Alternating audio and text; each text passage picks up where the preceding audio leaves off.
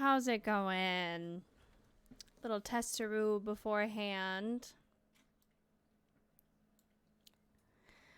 Okie dokie. Today's topic is going to be a very gruesome one.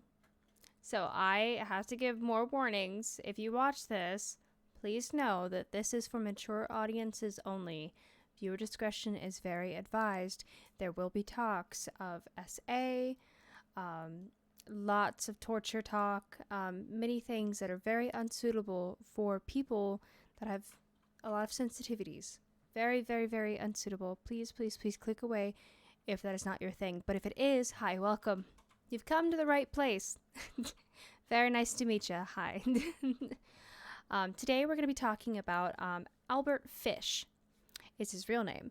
Better known as the Gray Man, the Brooklyn Vampire, the Boogeyman, Moon Maniac, and the Werewolf of Wisteria. He has rightly so earned those names. I can say to you 100%. So yeah, let's get into it, shall we? I'm going to bring up a picture of this crazy bastard right now.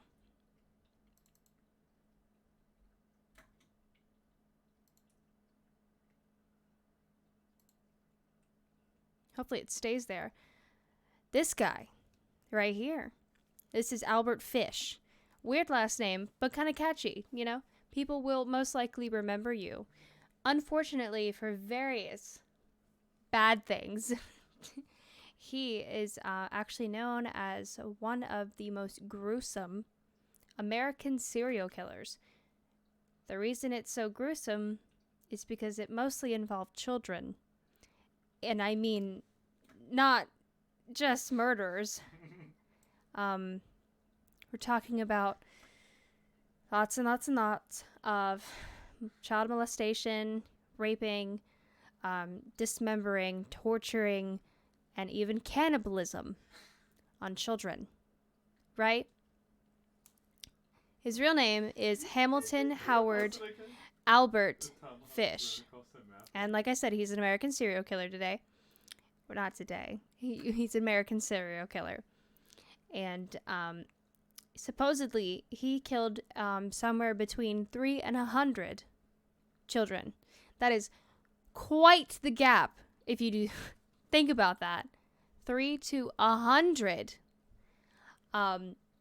People say they found records of 10, so it's 10 definite. But he was actually only tried for 1 and found guilty for 1. But we'll get to that in a little bit. He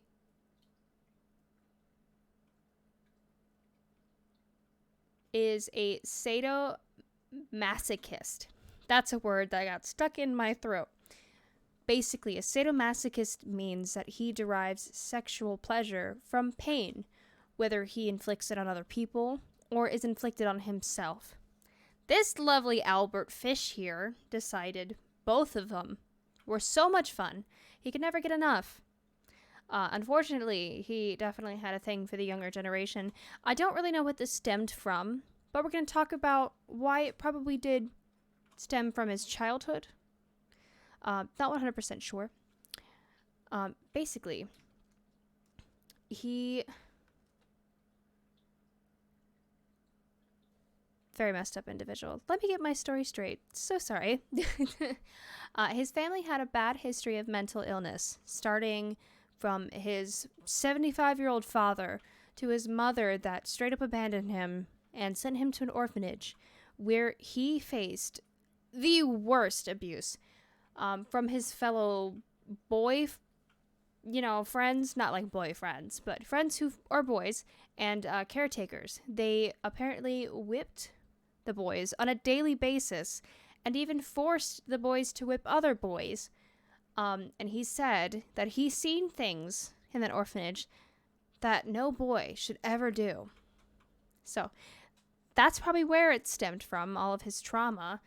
Heaven forbid he just get some therapy. Who needs therapy nowadays when you can just, kill 100 kids? It's so bad. It's so bad to say. But yes, he left the orphanage when he was 9 years old because some lovely woman, Miss Fish, that's where he got his name from, adopted him. Now, unfortunately, it was way too late in his trauma dump before he actually started acquiring these lovely tastes. By lovely, I mean definitely not. He lived out a little bit while after that, very happily. He liked this woman. Unfortunately, he met a boy. And this boy, I think it was Telegram boy, introduced him to something fun, fresh, new. Drinking urine and eating feces. That, woo. It's better than murder. Better than murder. Still not great, but better than murder. And at this time, he's still very impressionable, right? He's like a teenager, which is very fun, you know what I mean? And as he was growing older, he started realizing, oh, the body is such a weird thing, you know? Let's have fun with it. He then, when he grew up to be like a young adult, just almost at the cusp of adulthood, he moved to New York. Whew. You know, back then, I feel like New York was the Florida of the United States. No one really cared about anything, you know? It was definitely the whole, what stays in New York, stays in New York. If you want to do some wild shit, you go to New York. You know what I mean? He was originally from Washington, D.C. with his family. So I feel like that was definitely not only a climate change, but a straight up everything change. Obviously not for the best. Obviously not. He started to do his crimes when he moved to New York City, probably because it was such a big city. Actually, this is the time, 1870s through the 1936s. Sixes. Is it sixes? Anyways, so it was probably around the time where, right beginning of Great Depression, everyone had like their panties in a bunch and no one was really watching anyone and everyone just had enough. You know what I mean? He started his crimes in New York as soon as he moved there, against children, unfortunately. You know, usually you build up serial killers, like, for example, Jeffrey Dahmer started out with small animals, and it was easy to kind of catch him at the beginning. Like, oh no, he's torturing cats. Maybe let's help him. Maybe let's take him to therapy. No, he jumped straight for little children. Unfortunately, tragically, again, probably from his orphanage torture. But, what he did was he was a serial kidnapper at the beginning. He would lure these children away from their homes in hopes of, like, the classic kidnapper things. I have candy. I have a dog I've lost. There's a cool party down the road. Would you like to come join me? Unfortunately, a lot of these children fell for it. He got the name Boogeyman. He stole a child named Billy. And Billy was actually with his older brother at the time. And he followed Billy into their house. Did something. Long story short, he took him in plain sight. Very creepy with it. Very, old man-esque. And the older brother said to everyone, the boogeyman took him. That's how he earned the name, the boogeyman. That is so uncomfortable. This poor child named Billy had some pretty gruesome things happen to him. Billy, unfortunately, was lured away by the boogeyman, and there were witnesses that actually saw him and could actually tell police officers, yes, there was a little boy crying and saying he just wanted to go home, but he was with an older gentleman who kept trying to shush him and calm him down. They thought it was just a relative, a grandpa, or something like that, so they didn't do anything about it.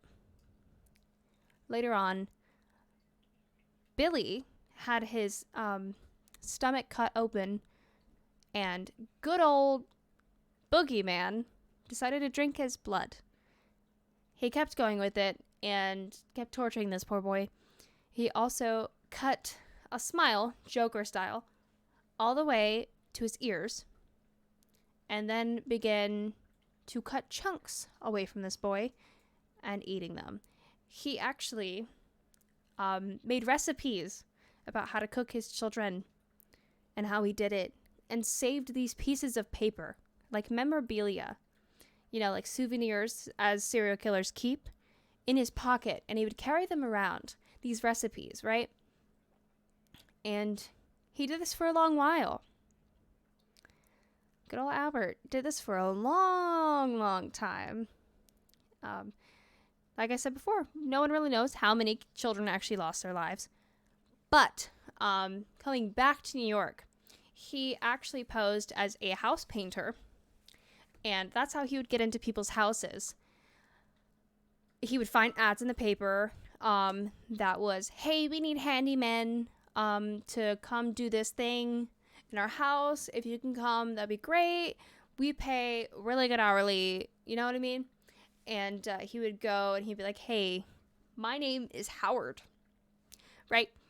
That's not his name, of course. Giving a false alias. So, serial killer-esque, if you do say so myself. And one day, he stumbled upon a lovely family. This family. Give me 1 second to find their name. I've lost it. Oh no. The Budd family. And there is a girl in the front right of that picture. Her name is Grace. Good old Grace. She was taken in 1928. And basically, good old Albert Fish decided to go answer their ad because he saw that they had children. He was like, oh, that seems like an easy family to target. I'm going to target them, and I'm going to go after her. He basically fell in love with her, like love at first torture. And he told authorities when he arrived at the house, he saw her hiding behind his mom. And apparently Albert was a charmer. Everyone was like, oh, he's just a normal dude. He looks perfectly fine. He blends in. He doesn't stick out. He acts normal. What could possibly be wrong with him? He's just a gray man.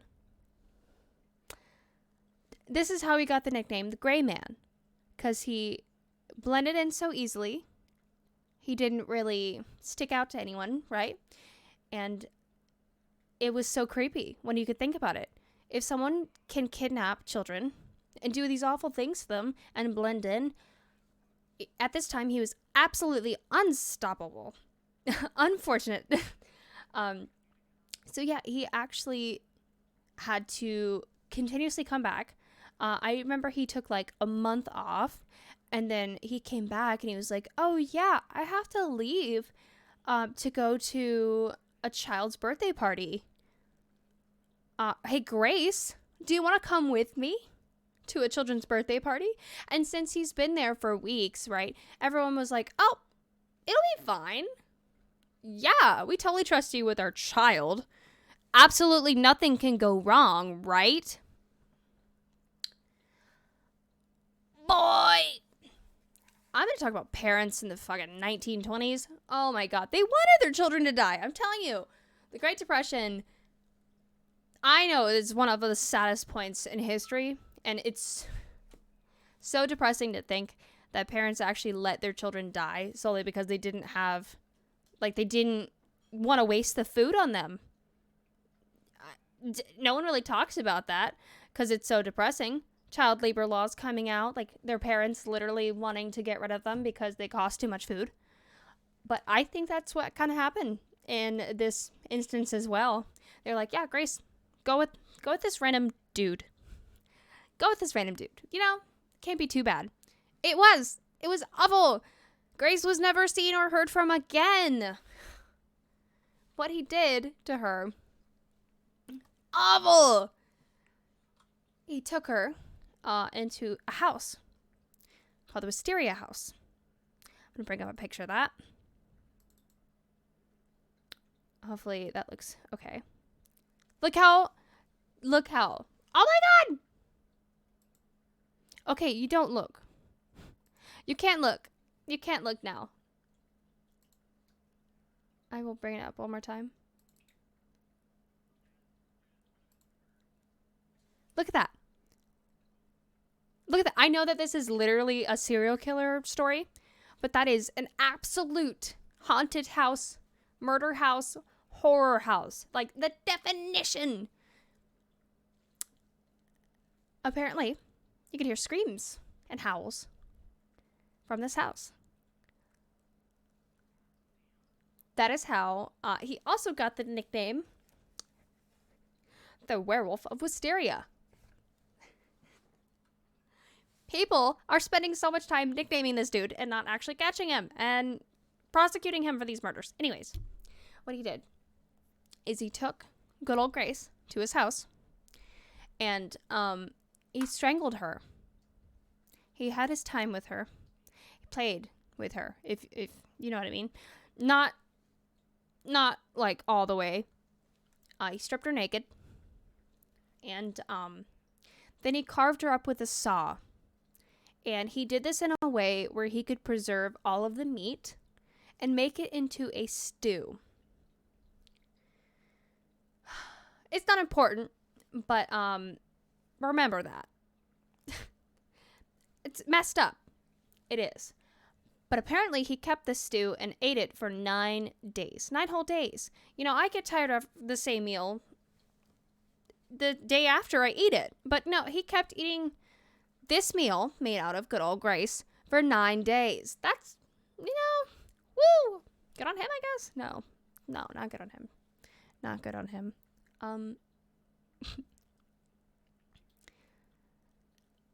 6 years went by before the police could even get a lead on this case. 6 years. You want to know how they got this lead as well? This creepy bastard, Albert Fish, sent Grace's mother a letter. Now, it wasn't just like a, hey, I'm sorry for killing your daughter. No. This letter was in gruesome detail a recipe of how he butchered, cut up, same as butchered, you know what I mean? And cooked their daughter into a stew and how he enjoyed it. Now, I don't have pictures of the letter, you know what I mean? But this letter would be the reason he gets caught. Thank God. Unfortunately, Grace had to suffer. He did reassure Grace's mother in this letter that he did not defile the little girl. Phew, I guess? You still killed her. Fuck. You know what I mean? Something else I should mention. This guy. This dude. 6 kids. He had a wife. He had a wife and 6 kids. I can't make this up. I don't know who would make this up. He had 6 kids. Apparently, he didn't do anything with his kids. He didn't, at first, I should say. He didn't touch them. He didn't hurt them. He loved his kids. His kids loved him, you know, as much as a grumpy old man you could love. You know what I mean? Huh? But yeah. Oh boy. Did he get messed up. His wife wanted to leave him. His wife is like, I'm tired of this. Albert, you're boring. Albert, you're messed in the head. I don't want to be with you. She cheated on him, had an affair, left the kids with him. R.I.P. sanity. Just out the window. We all know he had some problems, right? You could easily tell. But he started letting this slip a little bit. He told his kids to punish him. He told his kids to beat him with the paddle he made that had nails driven through it.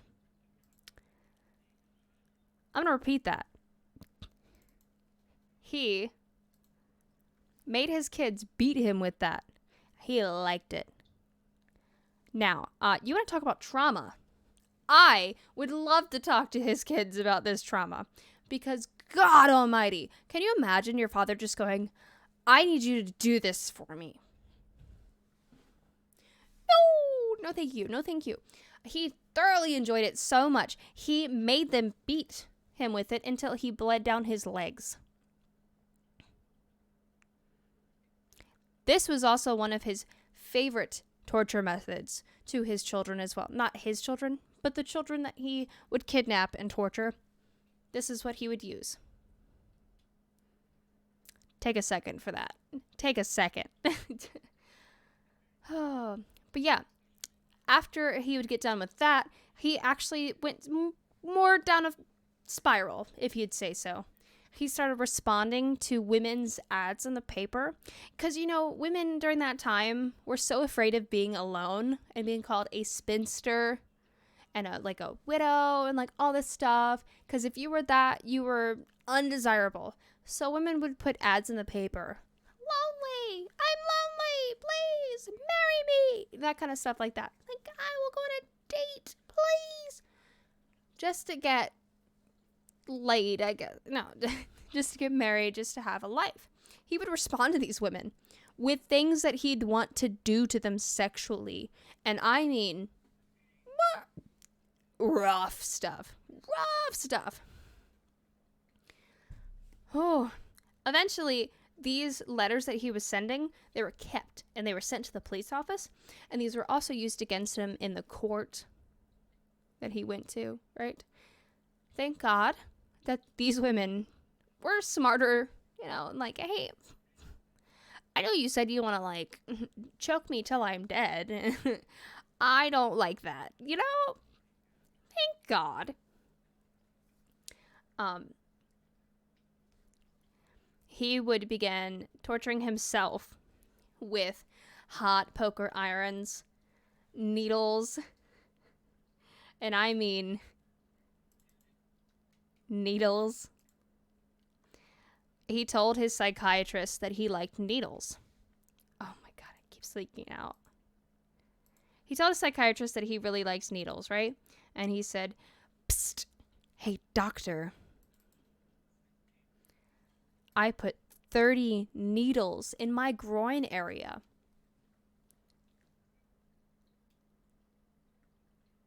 If I get one splinter, I'm down, right? One splinter, I'm crying. I'm like, I need this out of my skin. This guy put 30 needles in his groin area, right? Oh, boy. He's not sane. He's not all there, right? We've established that. Oh, boy, oh me, oh my. I should also mention earlier when he was in New York, he prostituted himself. He prostituted himself. And one of his fellow people that also, I think, was associated with this, he was fine with it. He was like, hey, Albert, I know you're into some weird stuff. You want to show me? I don't remember this guy's name, but look it up. Promise, promise, promise. Pinky promise. Cross my fingers, promise. Not cross my fingers. That's lying. Pinky promise. This guy was like, yeah, I'm into it. And after like a couple weeks with like consent, Albert was like, hey, I got something for you. Follow me this way. Locked him in a room somewhere. I think in like a barn. Locked him in a room. And this guy was like, that's not what I meant. This isn't what I meant. And tortured this boy. Because they were still young adults. Like 16, I think, area. And tortured him for 2 weeks. tortured him so bad, he cut off half of his penis. He flayed him, like, kept him alive, made his world a living nightmare. And then when he was done for the 2 weeks, oh, hey, Joker! Hi! Welcome in. You're at a great point. We're just talking about groins and needles and pain. But when he was done with his 2 weeks of torture, he left his friend, who gave him consent, a $10 bill for his troubles. That's literally what he said. A $10 bill for his troubles. No, sir. That won't cover the lick amount of therapy I'm going to need after this. So, Joker, we're talking about Albert Fish today. Do you want to hear more about him? Oh, thank you for the lurk. Have fun enjoying this story. I appreciate you. Thank you so much. So yeah, that is another one of his victims that is actually on record. So we got Billy, we got Grace, we got his coworker. Now, rewind to that letter. They found markings of the paper. They were like, oh, this looks familiar. And they traced it back to where he was staying at a factory, warehouse, and stuff like that. So like, hey, you can't just write people's mother about how you cooked their little girl and ate her continuously. You're gonna get caught, my guy. And apparently, immediately upon seeing these things, he confessed to everything. He said, yep, I molested over 400 children. 400 children. Oh. He said he murdered about 100. But I believe that number is far more. Far more. We have record of 10 of them. But he actually could deeply explain what he did to these poor children. And I mean children. As young as 4 years old. I think that's how old Billy was when he cut open his stomach and drank his blood. He didn't cannibalize all of his victims, but he did experiment, I should say. Like I said, he kept that little piece of paper in his pocket as a souvenir of what he did in recipes, right? I'm surprised he didn't start eating himself, because he did start actually shoving like cloth up his anus that was filled with lighter fluid and would actually set it on fire inside of him. If that doesn't scream, please God, stop, I don't know what does. So yeah, he unfortunately also focused on an area when he was house painting, quote unquote. He focused on an area where higher African children are, solely so the police won't look into the murders and disappearances of these poor children. That is the saddest part of this. The fact that there are so many unrecorded children by this man, this is the reason why. Because the police genuinely just didn't care. They're like, oh no, another boy went missing, shucks. Oh, the mom's actually worried. I don't like her. No. No. So, that one sad part of this. On, I believe, I don't know when the trial is, but I know that the best part is the trial began, right? And as I said, he confessed to everything when he was arrested. But when the trial started, he said, nope, I'm innocent because God was telling me to do these things and I'm clinically insane. So I can't be held accountable for these murders. He said that, all of that. And if you ever look up a picture of this man, you'll see like, oh, God made me do it. God made me do it. Ooh, it wasn't me. Luckily, there was a substantial amount of proof that proved otherwise. The jury was like, you might be crazy, but you did this all on purpose. And they found him guilty and completely sane of his actions. This man was sentenced to an electric chair.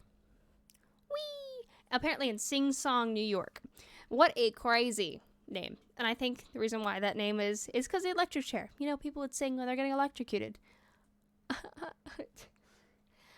I, for one, am kind of sad that they didn't ask him, like, hey, prove all these murders. They just said, like, prove 10 of them, right? He was so excited for the electric chair. He said, I am thrilled for this new pleasure pain.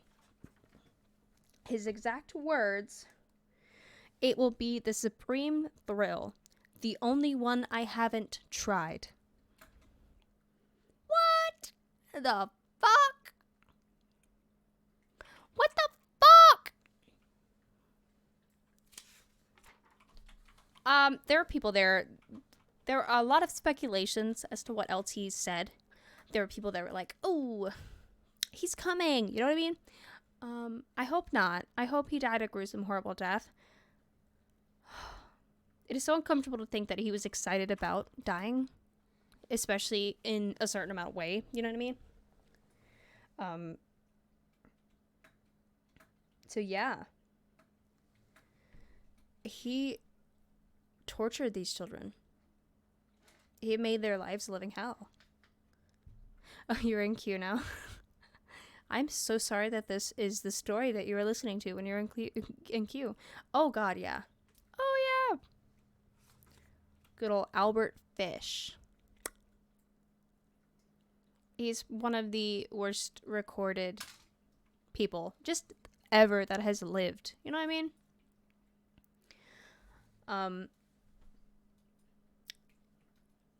I think the reason why the most famous one of his kills is famous is because it's a white little girl. You know what I mean? Unfortunately, we don't have enough on record to prove that he did, in fact, kill 100 of children. But like I said, it was the 1920s.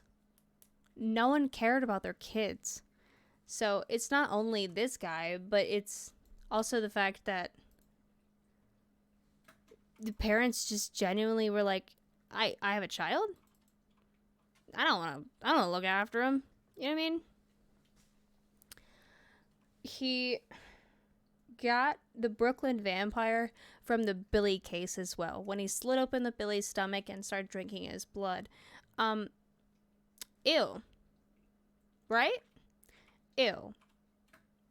And I don't really understand where cannibalism came from. I can understand the whole, like, pain inflicted stuff, because sadism is a lot more understandable than cannibalism. But I think cannibalism came from his friend that was like, drink some pee. Drink some good old yummy yellow. And eat some brown. You know what I mean? Eat some ass. So yeah. I don't think he suffered enough. Just my opinion. People like this are some of the worst people known to date. Oh, really bad. Have you noticed it's all white men? Mm-hmm. Old white men. I think they get away with too much stuff. Teehee.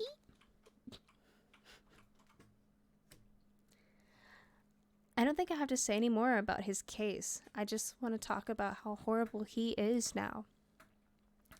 He had such a bland face that everyone knows him as the Gray Man. Can you imagine, again, a random person that has no emotion is just a massive murderer? Again! But again, also, I feel like he wanted to get caught. He bragged too hard. He bragged with the same paper that linked him to where he is. Now, the security systems in 1920 were not great, as we know. So how dumb do you have to be to get caught in 1920s? Right? He wanted to get caught. Like, look at his eyes. Oh my God. I think he's had enough. He was like 68 at the time. He was getting up in his years. And I think he didn't want to go on if he couldn't continue this. And he was getting so old that he couldn't. He's giving very Herbert the Pervert vibes, if you know what I mean. But god damn, this is so uncomfortable. All the photos that I've like put up for this beforehand, was looking for photos, they all would like clear themselves or like go away after a literal second of having it on the screen. He's cursed. I don't know what his children's doing as well. The fact that he had 6 kids that had to deal with this monstrosity. Oh, I forgot to talk about more of the instruments that he used. He liked to call them instruments from hell. That included a meat cleaver, his lovely paddle that he has, needles, he would stick needles, regular knives, and I think he just loved his saw as well. Boy, oh boy, I love my saw and my meat cleaver. My favorite thing. Instrument from hell. And the paddle as well. These kids had so much torture onto them. It makes my skin crawl in the worst way possible. It's very reminiscent of The Black Phone, the new movie that just came out, the horror movie. You know, an old white guy kidnaps kids, tortures them, kills them. But he went above and beyond. He ate them, for fuck's sake. He ate the fucking kids and carried their recipes around with them. I remember also when he got arrested, he had the paper on him as well and was like, hey, I have proof that I did all this. Here's the paper of the recipe for little Billy. You know what I mean? Woo! So yeah, this guy was the epitome of child predator, child rapist, molester, over 400 cases. You know, half of those might be just like fame people that are like, hey, I'm going to try to get my 15 minutes of fame, 30 seconds of fame by saying that he was involved with me. But half of me is like, I believe it.